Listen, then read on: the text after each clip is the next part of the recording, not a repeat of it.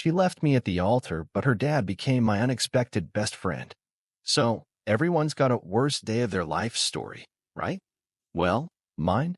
Mine involved a white dress I never actually wore, a ridiculously expensive three-tiered cake that probably met a grim end in a dumpster, and about 200 people staring at me as it dawned on me. I was completely alone at the altar. Yeah, humiliating doesn't even scratch the surface. It felt like my world hadn't just crumbled, it was like it got vaporized. But the wildest part of this whole insane story, the bit that still makes me just shake my head, isn't even being jilted. It's what happened after.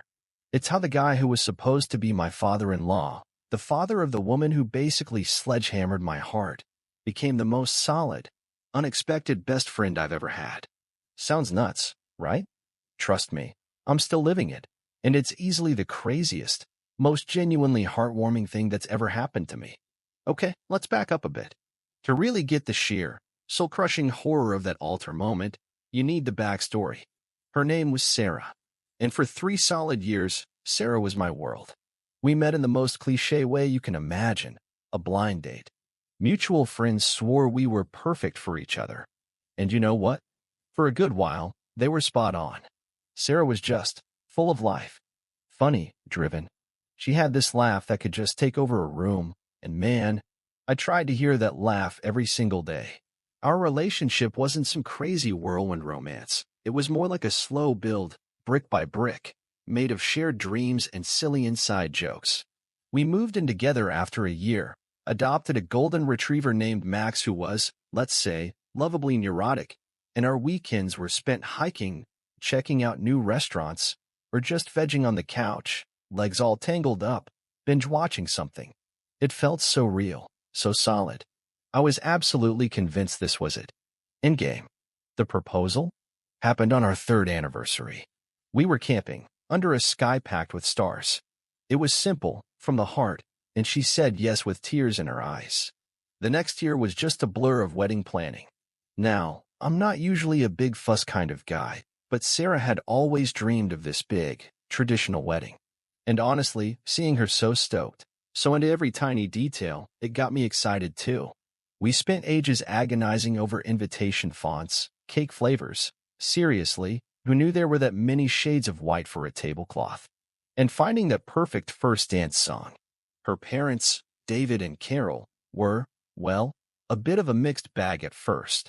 Carol was polite, maybe a little reserved.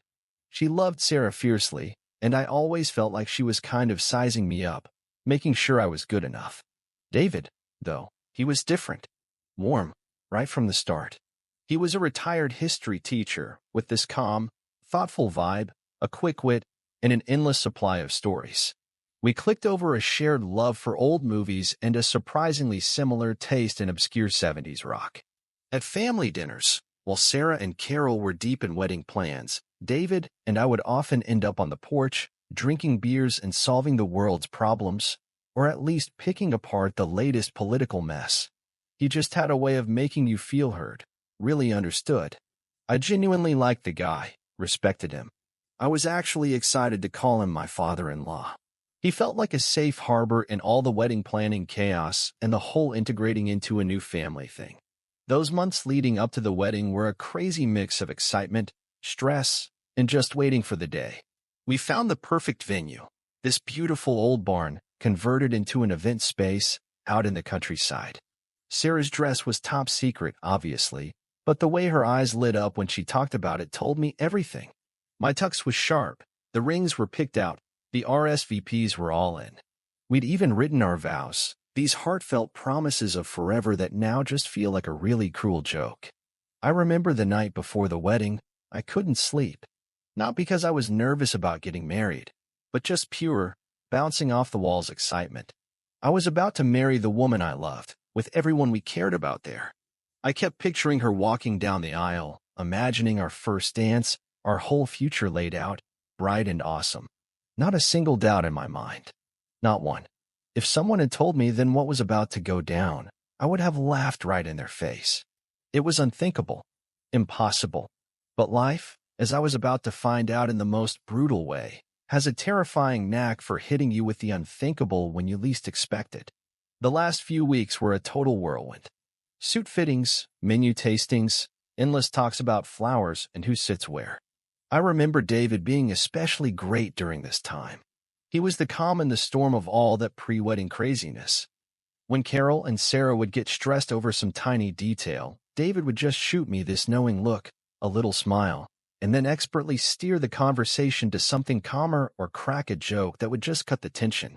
He helped me put together wedding favors, gave me advice on my speech, which I was super nervous about, and even took me out for a round of golf a week before, just to escape the madness, as he put it.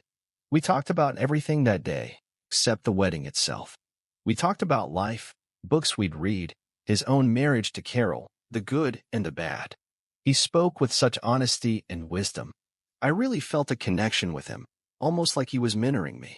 He told me, marriage isn't always easy, son, but with the right person, it's always worth it. I really held on to those words. I believed them. I believed Sarah was my right person. Little did I know that while I was busy building these castles in the sky, the actual ground beneath me was about to get washed away. The excitement was almost electric, not just for me, but for our families, our friends. Everyone was looking forward to celebrating with us. Gifts had started showing up, cards full of good wishes. It all felt so real, so secure. The calm before the storm, right? Except I didn't even see the clouds rolling in. The wedding day? Bright and sunny. A perfect late spring morning. The kind of day poets write about. I woke up in my hotel room feeling this awesome mix of pumped and jittery, the good kind of jitters. My groomsmen were already there, full of cheesy jokes and slapping me on the back. We grabbed breakfast, shared some laughs, and slowly started getting ready. I remember meticulously tying my bow tie, my hands shaking just a tiny bit. I looked in the mirror and saw a guy about to get everything he'd ever wanted. The drive to the venue was buzzing with nervous energy and upbeat music. As we pulled up, I could see guests already arriving, all dressed up, milling around the beautifully decorated grounds. The flowers looked incredible. The string quartet was playing softly. Everything was exactly how Sarah and I had pictured it. Perfect. I took my place at the front, my best man next to me, trying to keep my breathing steady. The music changed, signaling the start of the procession. The bridesmaids walked down, one by one, beautiful and smiling. Then the flower girl, scattering petals with this adorable seriousness. My heart was hammering. This was it. Any second now, Sarah would appear. But the main doors at the back of the barn stayed shut. The music swelled, held for a moment, and then it just kind of faltered. You could feel this ripple of confusion go through the guests. I looked at my best man. He just shrugged, a little flicker of worry in his eyes. I tried to keep a calm face, but this knot was tightening in my stomach. Minutes felt like hours. The string quartet started another piece, then trailed off, unsure. Whispers started to fill the silence. People were exchanging anxious glances. Then I saw Carol, Sarah's mom, her face completely white, rushing towards the wedding planner. There was this frantic, hushed conversation. My blood ran cold. Something was wrong. Really, really wrong. The wedding planner, usually this totally unflappable woman, walked over to me. Her expression was a mix of pity and extreme discomfort. "Can I have a word with you, privately?" she asked, her voice barely a whisper. We stepped into a small side room. The air was so thick with unspoken dread, you could cut it with a knife. There's been a development," she stammered. "Sarah, she's not here." "Not here," I repeated, totally confused. "What do you mean, not here? Is she late? Is there traffic?" My mind was just scrambling for any logical explanation, anything other than the horrifying thing that was starting to loom. "No," the planner said, not looking at me. She left. There's a note. A note. My entire world just tilted. A note? 3 years of love, a year of planning, a lifetime of promises, all boiled down to a piece of paper. I felt like I'd been sucker punched, all the air knocked out of me. I vaguely heard the planner saying something about Sarah leaving earlier that morning, that her mother had just found the note in her empty bridal suite. I didn't ask to see the note. Not right then. The word humiliation doesn't even begin to cover what I felt. It was this profound, public demolition of my life. 200 pairs of eyes were out there, waiting for a wedding. Instead, they were about to get a front row seat to my utter devastation. The pain was physical, like a crushing weight on my chest. Disbelief was battling this rising wave of nausea. This couldn't be happening. Not to me. Not on my wedding day.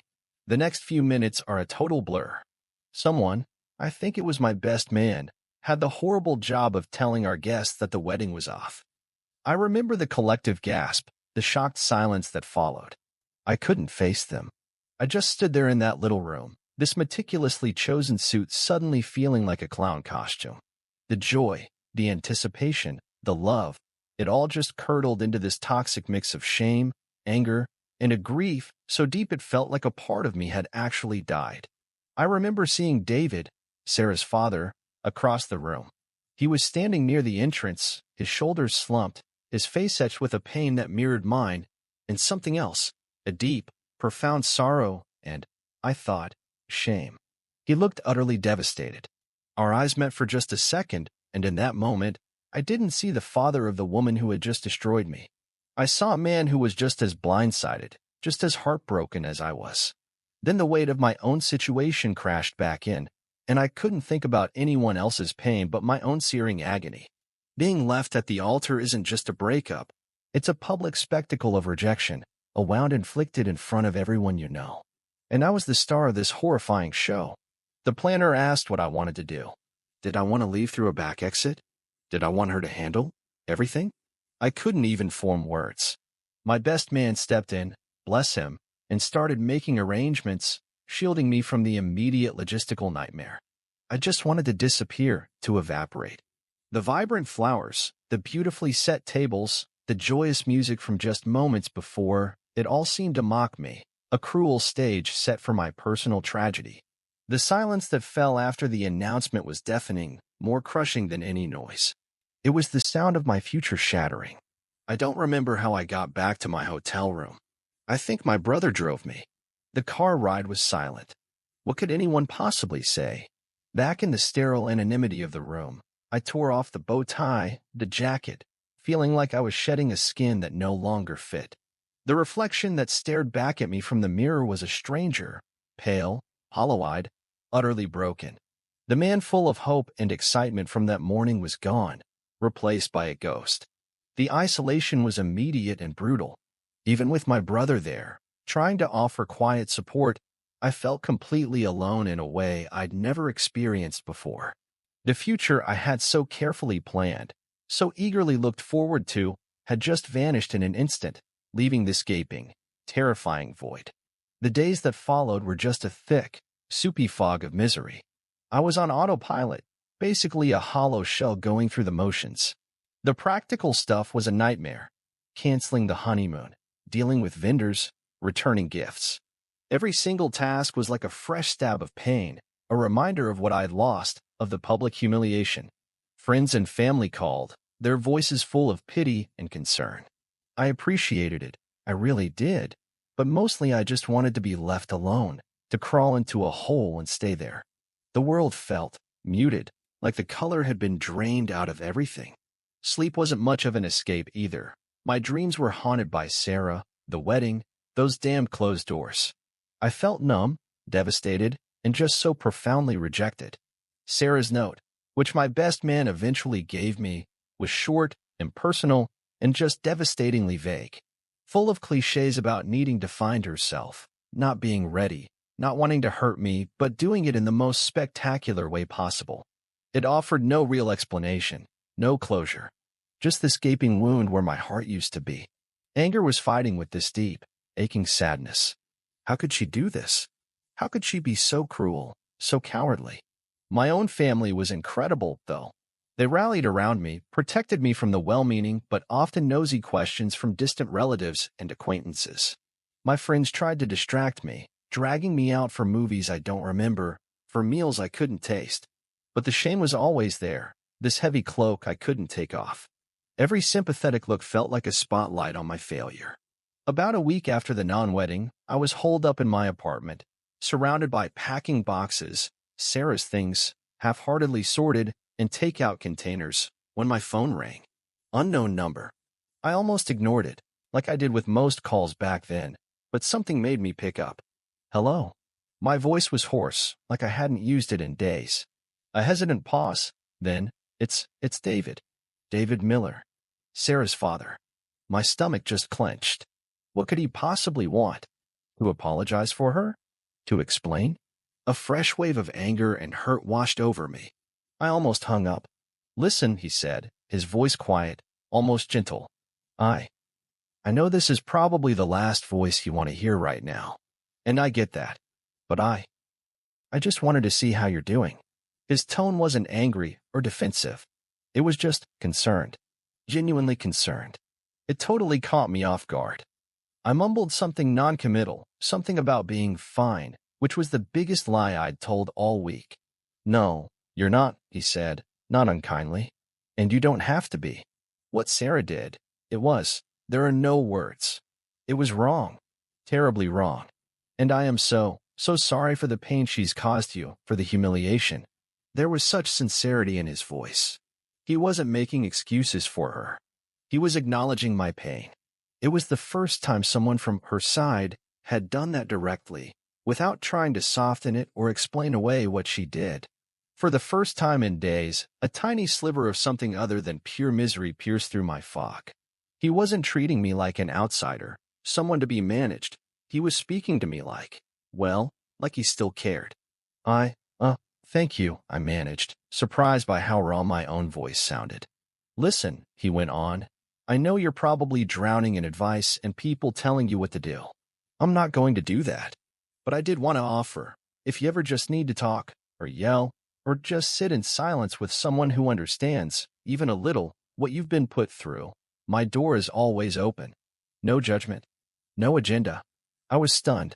Here was the father of the woman who had just demolished my world, offering me a lifeline.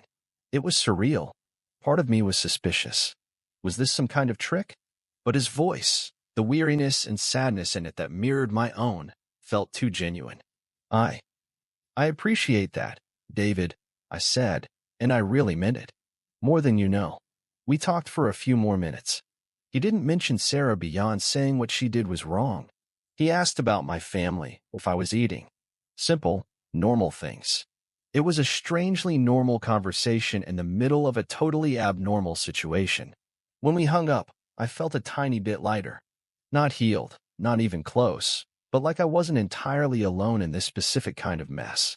His call was this small, unexpected act of kindness, a flicker of warmth in the icy landscape of my grief. It was completely out of the blue, him reaching out like that. A few days later, I was trying to sort through this mountain of returned wedding gifts, a truly soul-crushing task. Each beautifully wrapped present felt like a tiny monument to my public shaming. I was overwhelmed, on the verge of just chucking everything in the trash, when my doorbell rang. It was David. He stood there, looking a little awkward, holding a couple of pizza boxes and a six-pack of beer. Thought you might need some reinforcements, he said with a small, wry smile. And possibly some food that doesn't come from a microwave. I was so surprised, I just stared at him for a second. Then, something in me just gave.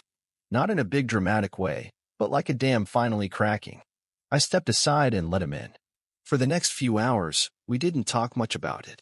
Instead, we ate pizza, drank beer, and he helped me sort through those damn gifts, making lists of who sent what, helping me write thank you notes for what? For coming to my public humiliation? He somehow made even that awful job bearable, cracking these gentle jokes, sharing stories about disastrous gifts he'd gotten in the past. He handled the situation with this perfect balance of empathy and practicality. He didn't offer platitudes. He didn't try to explain Sarah's actions or promise that things would get better. He just was there, present. His presence was a quiet statement. You are not alone in this. It was a strange kind of comfort, this support from such an unexpected place. He was, in a very real way, telling me I still had worth when I felt worthless. This became a pattern. David would call, or just show up. Sometimes we'd talk for hours, about anything and everything except Sarah.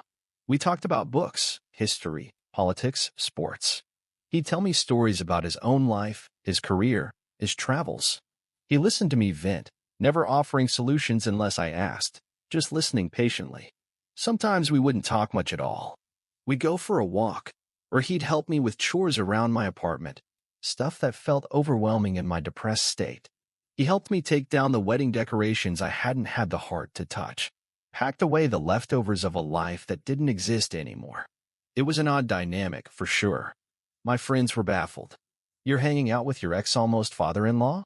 Seriously. But they didn't get it. David wasn't just Sarah's dad to me anymore. He was becoming a friend. He saw my pain, my humiliation, and he didn't flinch. He didn't try to make it smaller. He met me where I was, in the wreckage, and just sat with me. This was so far from the usual post-breakup playbook. Usually, those family ties just dissolve, especially after something so traumatic. But David's loyalty seemed to be to me as a person, not just as his daughter's ex-fiancée. One evening, a couple of months after the event, we were sitting on my balcony, watching the sunset. I finally asked him the question that had been bugging me. David, why are you doing this? Why are you being so good to me? I'm a reminder of her. Of what happened. He was quiet for a long moment, swirling the ice in his glass. Then he looked at me, his gaze totally steady. Because what Sarah did was wrong, he said simply. And because, in the time I've known you, I've come to respect you. You're a good man. You didn't deserve this. And frankly, he added, a hint of a sad smile on his face, I enjoy your company. You make an old man feel like his historical ramblings are actually interesting. His words hit me hard. It was such a straightforward, honest answer. No hidden agenda, no pity disguised as kindness. It was just human decency, human connection. In a world that had suddenly felt hostile and judgmental, his acceptance was like a soothing balm. He saw me, not just the jilted groom, but as a person worthy of respect and friendship, separate from my relationship with his daughter. We were, slowly, carefully, building something new, something separate from the ruins of the old. Several months had passed. The initial raw agony had settled into this dull, persistent ache. I was functioning better, going to work, even seeing friends sometimes without feeling like a total freak show. David's presence had been this quiet, steady constant through it all. Our routine was comfortable. Weekly dinners, occasional Saturday morning coffees. Him usually crushing me at chess. He never pushed, never pried about Sarah, who, I'd heard through the grapevine, had moved to another city. He just seemed to get that some wounds need silence to heal. The turning point, the moment I realized this wasn't just David being kind to his daughter's heartbroken ex, but something much deeper, happened on what would have been my first wedding anniversary. I hadn't consciously been dreading the day, but as it got closer, this familiar heaviness settled over me. I woke up that morning feeling like I'd been dragged backward, all the progress I'd made just dissolving into a fresh wave of grief and bitterness. The what-ifs and should-have-beens were deafening. I called in sick to work, planning to spend the day wallowing, maybe get drunk, definitely feeling sorry for myself. Around noon, my doorbell rang. It was David. He wasn't carrying pizza this time. He just stood there, a slightly concerned look on his face. Rough day? He asked gently. I just nodded, unable to speak past the lump in my throat. Yeah, I figured, he said. Get your coat. We're going on a road trip. A road trip? David, I'm really not in the mood. I didn't ask if you were in the mood, he said, with a firmness I hadn't heard from him before, but it was still kind. I'm telling you. Fresh air. Change of scenery. My treat. I was too tired, too miserable to argue. I grabbed a jacket and followed him out to his car. We drove for about an hour, mostly in comfortable silence. He put on one of those 70s rock albums we both liked, and I found myself slowly unclenching, the music of familiar comfort. We ended up at a state park I'd never been to, a beautiful place with these towering trees and a winding river. Thought we could do a bit of hiking, he said. Good for the soul. And so we hiked. For hours. We didn't talk about the anniversary, didn't talk about Sarah, didn't talk about anything heavy. We talked about the trees, the birds, the history of the area. He was a history teacher, after all. He pointed out different types of rocks, told me about the indigenous people who had once lived there. He made me laugh with a story about a disastrous camping trip he'd taken with Carol years ago.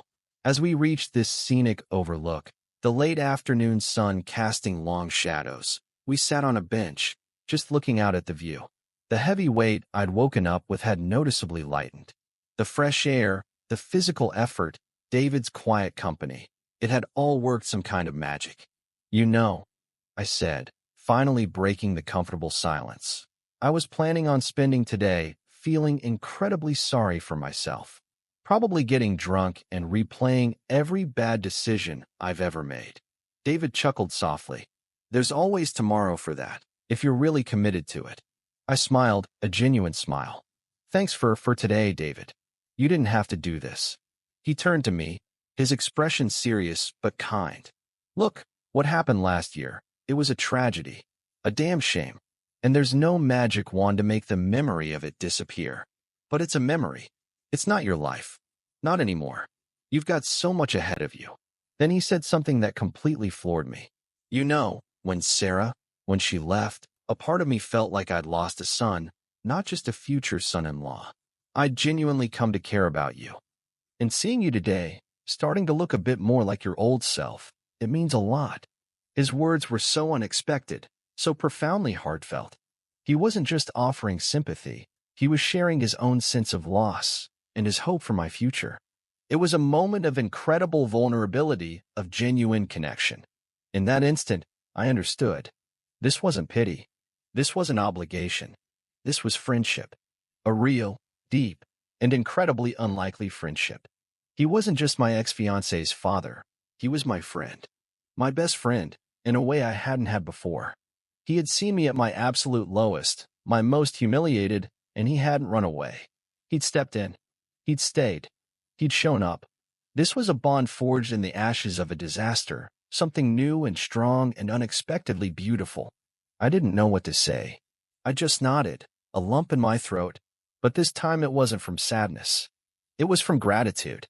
A profound, overwhelming gratitude for this incredible man who had become such an unexpected anchor in my life. The pain of being jilted was still there, a scar that would probably always remain.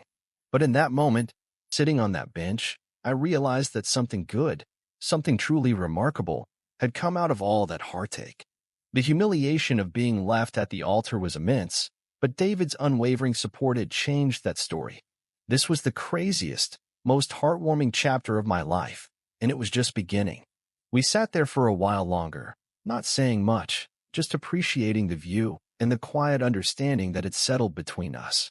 The sun began to dip below the horizon, painting the sky in shades of orange and purple. It felt symbolic, like the closing of one incredibly painful chapter and the quiet, hopeful dawn of another. The day that I had dreaded, the anniversary of my deepest humiliation, had somehow, through David's quiet intervention, become the day I truly understood the depth and significance of our bizarre, wonderful friendship. It was the day I stopped feeling like the jilted groom and started feeling like myself again, but a stronger, more resilient version, thanks in no small part to the retired history teacher who should have been my father-in-law. After that day at the state park, something shifted.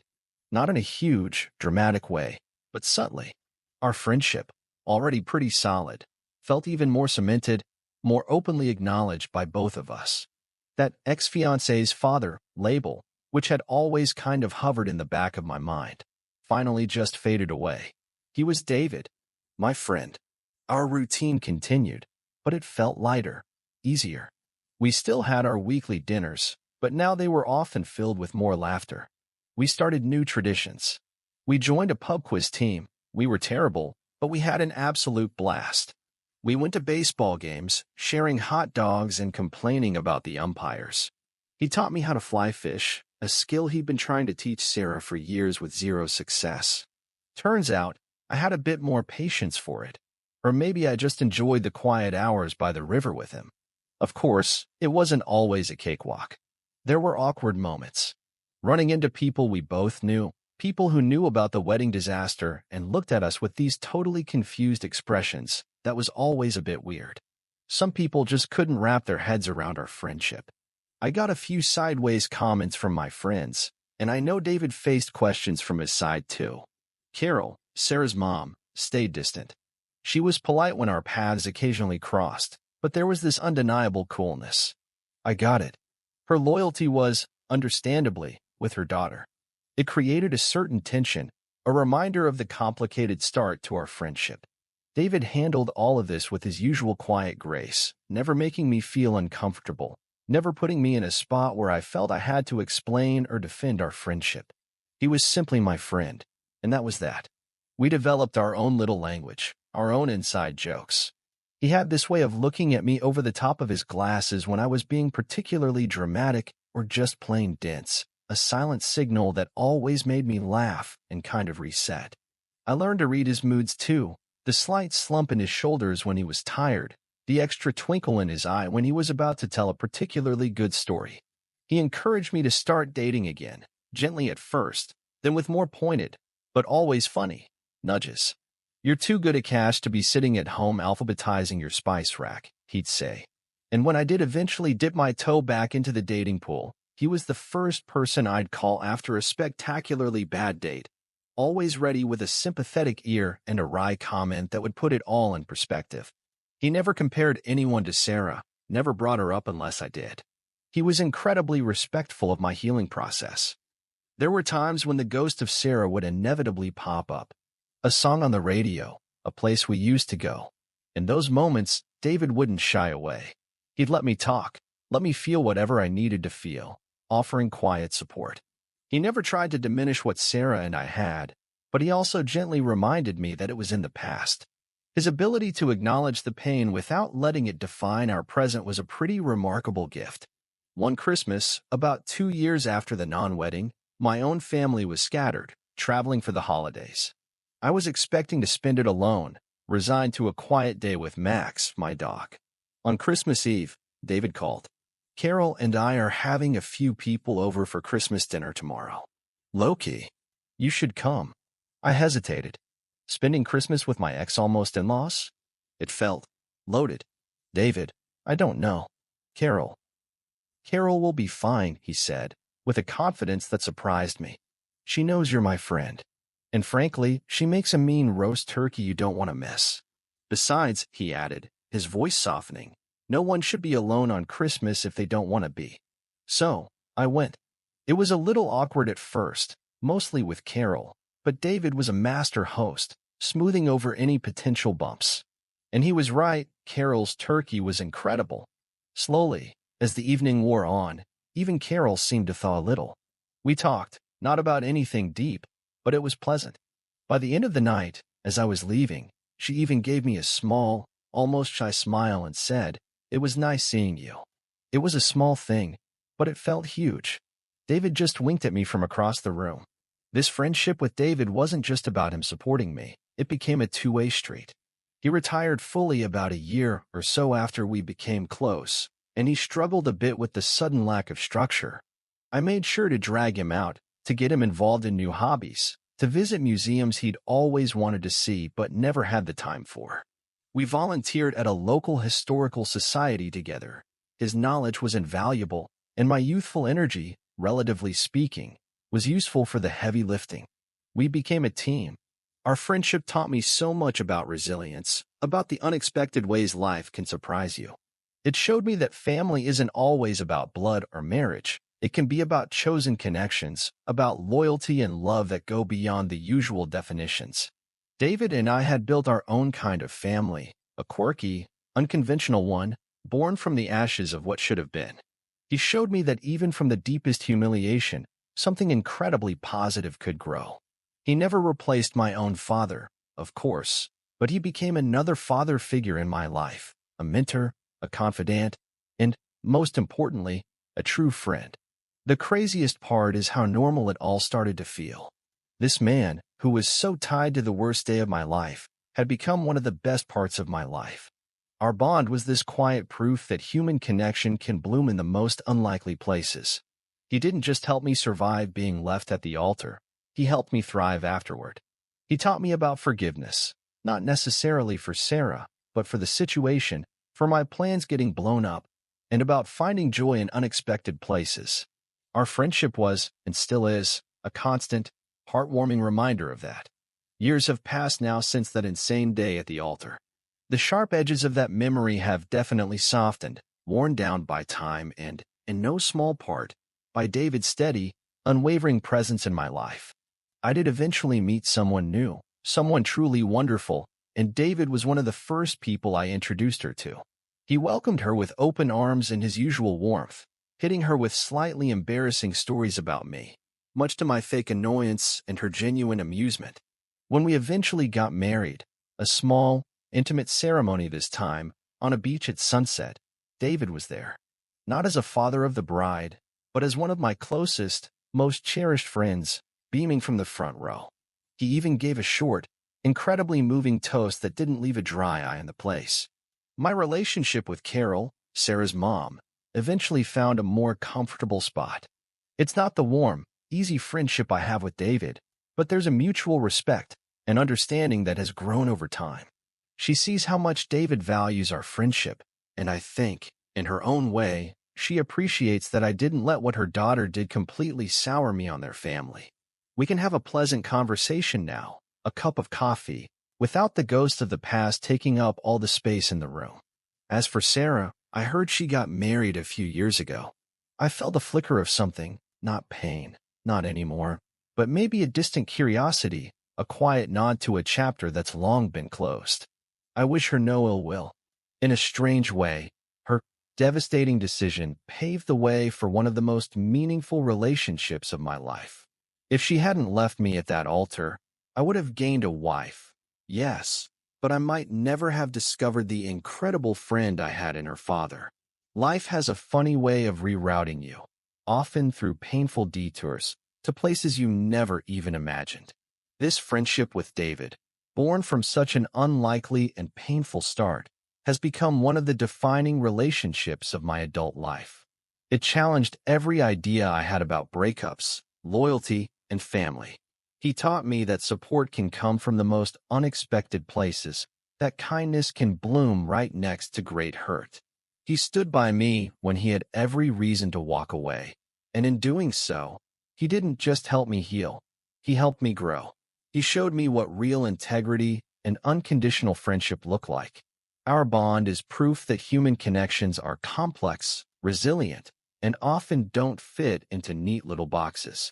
He's more than just an ex-almost father-in-law. He's family, in a way that goes beyond blood ties or legal papers. He's my confidant, my mentor, my partner in crime at pub quizzes, and one of the wisest, kindest men I know. Being left at the altar was, without a doubt, one of the most humiliating and painful experiences of my life. But looking back, I wouldn't trade the friendship that grew out of those ashes for anything. It's a crazy story, I know. The kind of thing you'd roll your eyes at if you saw it in a movie. But it's my story. It's the story of how a moment of profound rejection led to a connection of profound acceptance. It's the story of how my ex-fiancée's dad became my unexpected and very best friend. And that, without a doubt, is the most heartwarming chapter one could have ever hoped to write. What you think about this story? Write in the comment your opinion. On my channel, you can watch other revenge or cheating stories. See you soon, my dear viewer.